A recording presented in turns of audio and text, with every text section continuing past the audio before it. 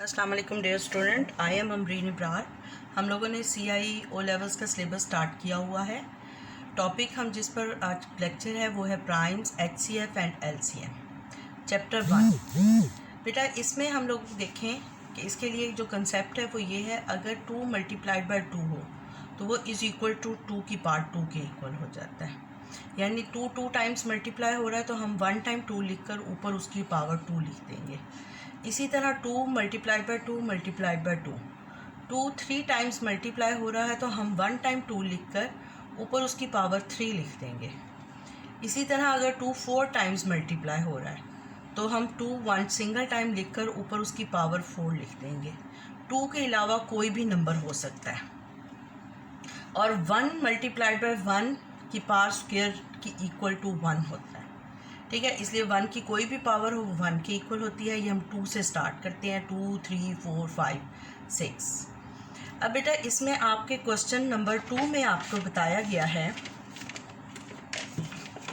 Find the prime factorization of each of the following.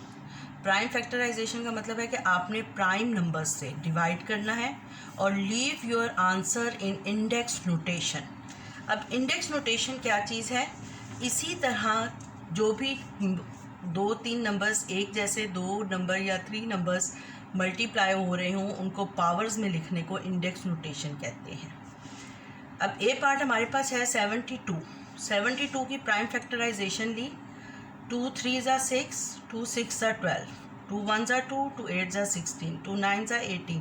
बेटा 9 को कुछ स्टूडेंट्स गलती करते हैं, 9 1 ज़ा 9 कर देते हैं। 9 को कभी भी 9 1 ज़ा 9 नहीं करना, 3 से डिवाइड करना है। 3 3 ज़ा 9, 3 1 ज़ा 3।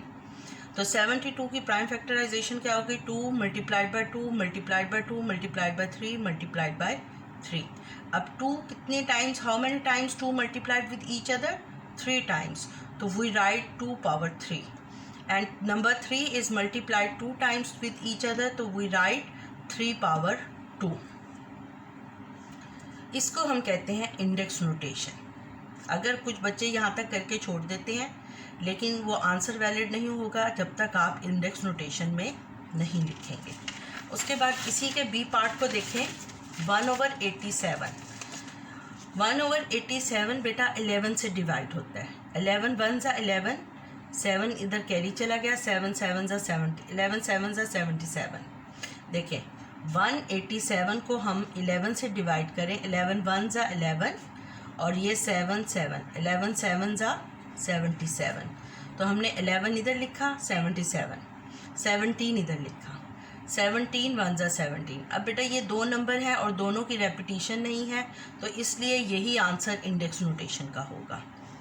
उसके बाद सी पार्ट देखें, 336 को डिवाइड किया 2 से, 2 1 ज़ा 2, 1 कैरी चला गया, 12 बन गया, 2 6 ज़ा 12, 2 6 ज़ा 12, 1 कैरी चला गया और 2 8 ज़ा 16, 2 8 ज़ा 16, 2 4 ज़ा 8, 2 4 ज़ा 8, 2 2 ज़ा 4, 2 2 ज़ा 4, 2 1 ज़ा 2, 3 7 ज़ा 21, 7 1 ज़ा 7।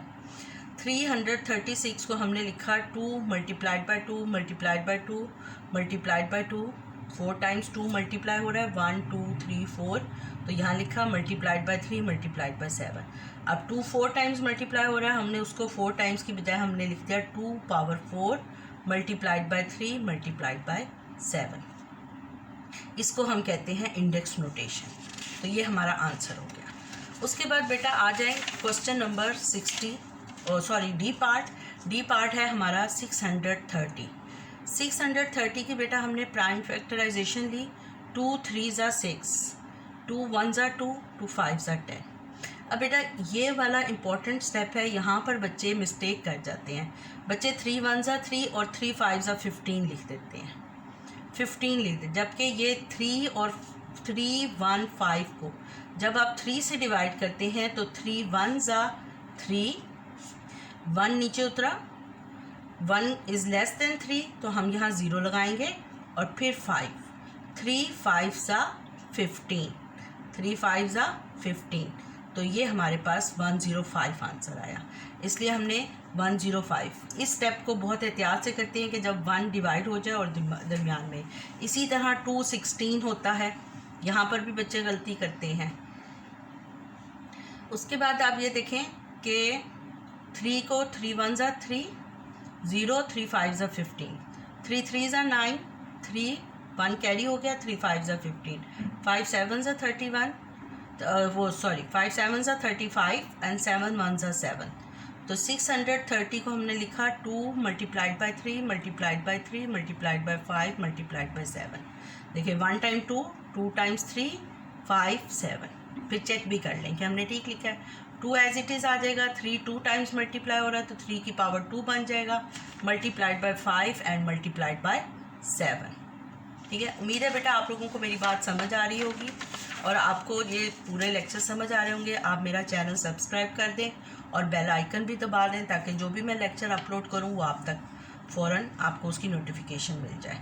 अल्लाह हाफिज़।